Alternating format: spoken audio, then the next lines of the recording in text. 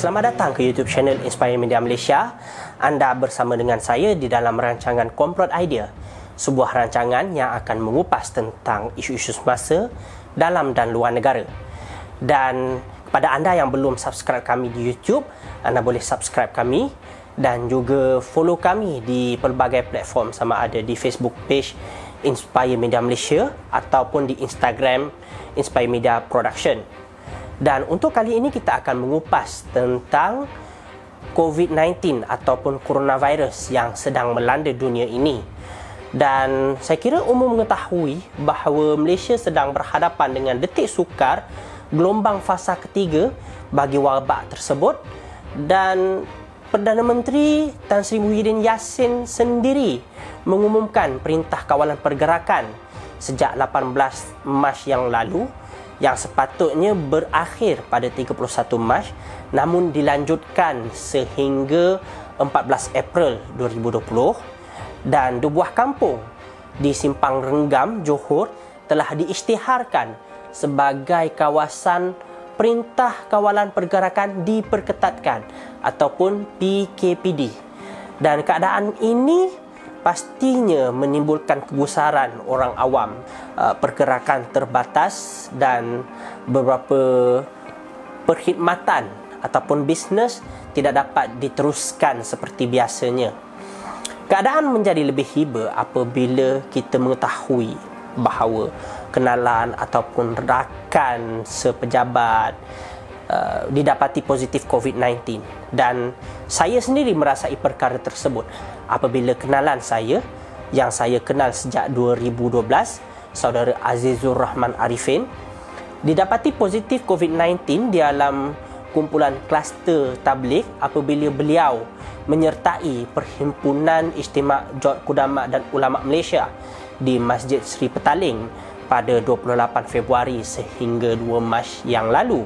Setelah mendapat arahan untuk membuat ujian saringan, beliau yang paling awal tampil pergi mendapatkan ujian saringan bagi mengenal pasti apakah beliau ini berada dalam keadaan positif COVID-19 ataupun sebaliknya.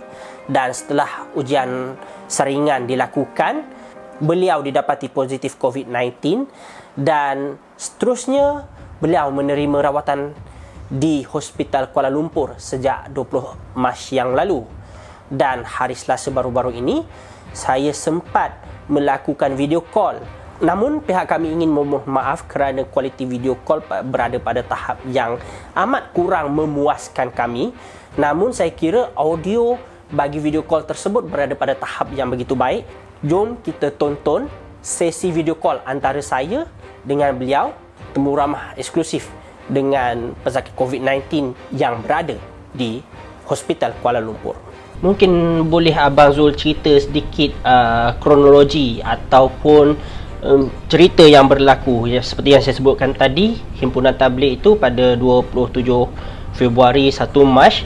Dan sejak bila tu rasa ada simptom ataupun pergi buat rawatan saringan?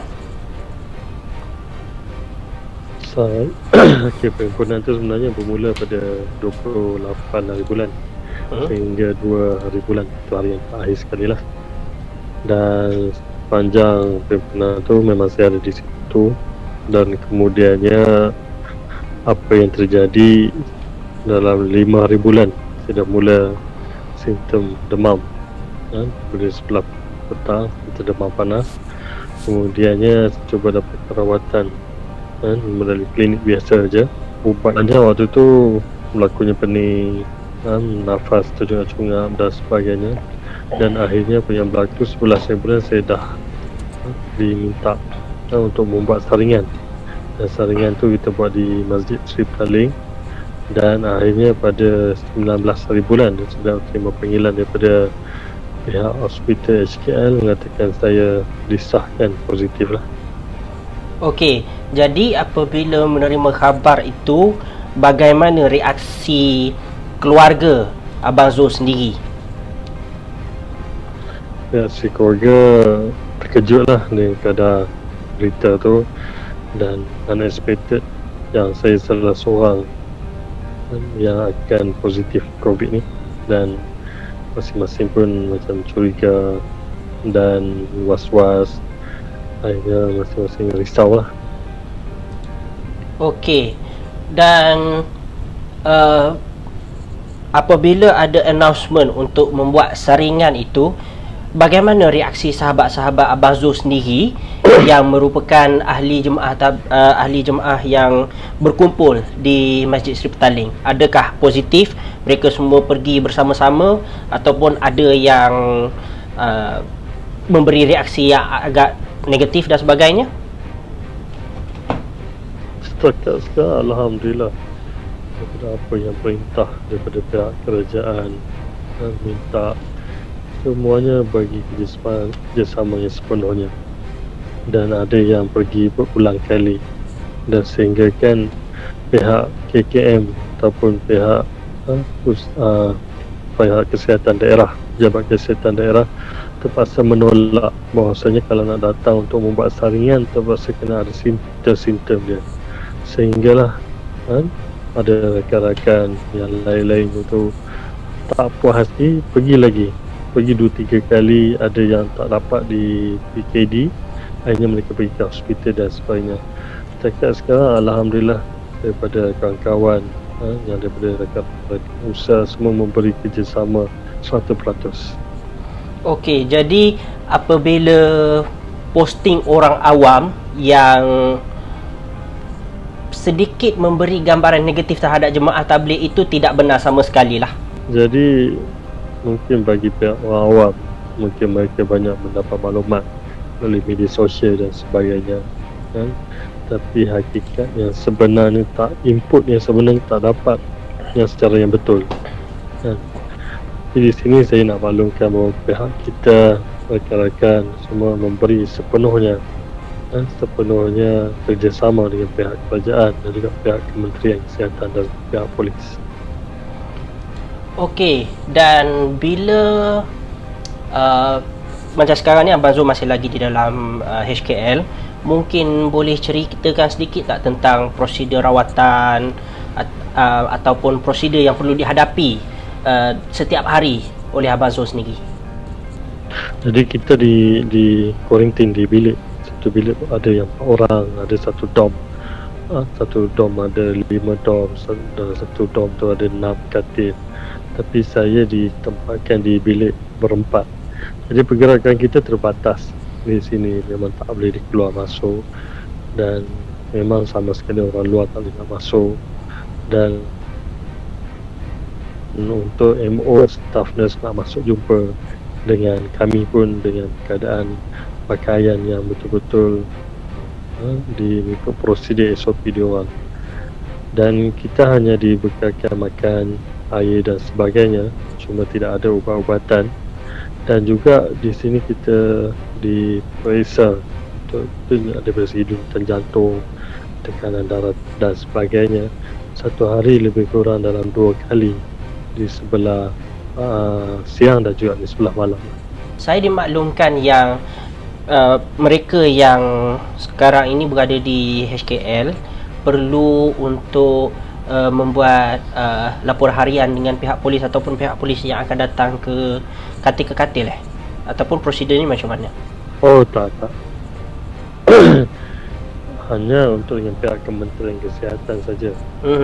Dan mana MO dan MA akan datang setiap hari untuk tanya sampel tegak kerongkong ataupun hidung, dan serta juga darah diambil sepanjang saya berada di sini dah hampir 2 kali.